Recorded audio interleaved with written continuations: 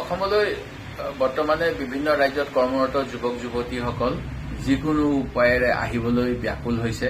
আৰু তেওঁলোকে cycle bus train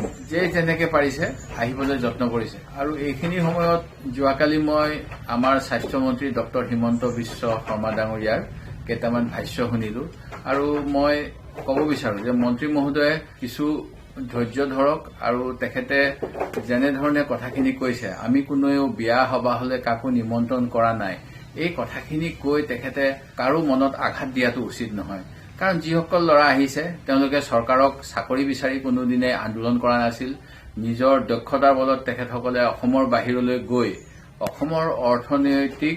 অৰিহণা যোগাই আহিছে যোৱা সময়ছোৱাত এতিয়া তেওঁলোকে নিজৰ মাতৃভূমিলৈ বিপদৰ সময়ত আহিব বিচাৰিছে এইখিনি সময়ত আমি তেখেতসকলক সাৱধানতাৰে গ্ৰহণ কৰা উচিত যোৱা সময়ছোৱাত 50 দিনতকৈ অধিক সময় লকডাউন হ'ল এই লকডাউনৰ সময়খিনি প্ৰকৃততে স্বাস্থ্য বিভাগে তেওঁলোকক গ্ৰহণ কৰিব পৰাকৈ আৰু অধিক প্ৰস্তুত হ'ব পাৰিব লাগিছিল কিন্তু এতিয়া দেখা গৈছে বহু ক্ষেত্ৰত কিছু বেমেজালি হৈছে মই পুনৰ মাননীয় মন্ত্ৰী ডাঙৰীয়াক কম আপোনাৰ যোৱা 15 বছৰৰ স্বাস্থ্য বিভাগ চলোৱাৰ অভিজ্ঞতা আছে আপুনি আৰু অধিক যত্ন কৰক যাতে আমাৰ ল'ৰাখিনি ভাল ধৰণে সুৰক্ষিতভাৱে আহিব পাৰে দ্বিতীয় কথাটো হ'ল যে স্বাস্থ্য কৰ্মী বা সাফাই কৰ্মীৰ অভাৱৰ কথা আজি হয় আমাৰ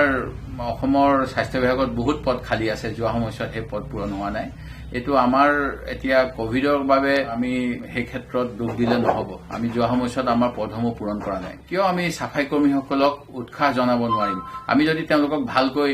প্ৰটেকশ্যন কিট দিওঁ আৰু তেওঁলোকৰ মনোবল বৃদ্ধি কৰো তেতিয়াহ'লে নিশ্চয় তেওঁলোকে নিজৰ কামত ব্ৰতী হ'ব এই ক্ষেত্ৰত মন্ত্ৰী মহোদয়ে কোনে চাফা কৰি দিব এনেকুৱা কথা কোৱাটো উচিত হোৱা নাই প্ৰয়োজন সাপেক্ষে আমি মন্ত্ৰী মহোদয়ৰ লগত কাম কৰিবলৈ সাজু যিখিনি সুৰক্ষাৰ সৰঞ্জাম যদি দিয়ে তেতিয়াহ'লে নিশ্চিতভাৱে আমাৰ কৰ্মীসকলেও বিভিন্ন কোৱাৰেণ্টাইন চেণ্টাৰত গৈ ৰাইজৰ হৈ সেই কোৱাৰেণ্টাইন চেণ্টাৰসমূহ পৰিষ্কাৰ কৰা কাম কৰিব এই ক্ষেত্ৰত আমি মহাত্মা গান্ধীয়ে কলিকতাত হোৱা কংগ্ৰেছৰ অধিৱেশনত তেখেতে অধিৱেশন এটেণ্ড নকৰি পায়খানা চাফা কৰাৰ কথাটো মই মনত পেলাইছো